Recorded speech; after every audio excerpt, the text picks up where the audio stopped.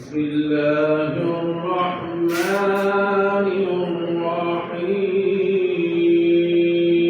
الرحيم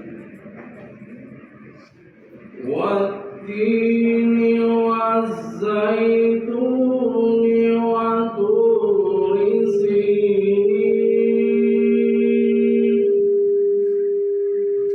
وهذا البلد الأمين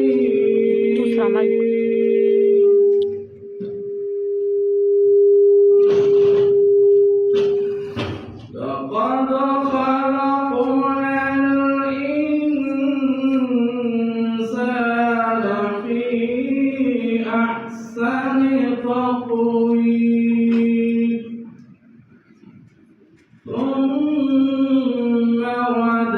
رددناه أسفل سافلين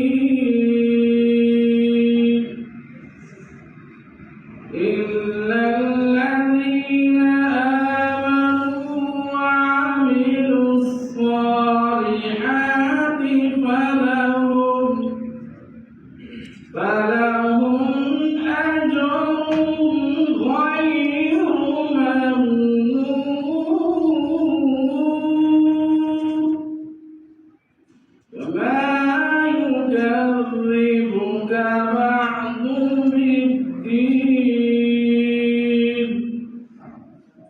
أليس الله بأحكم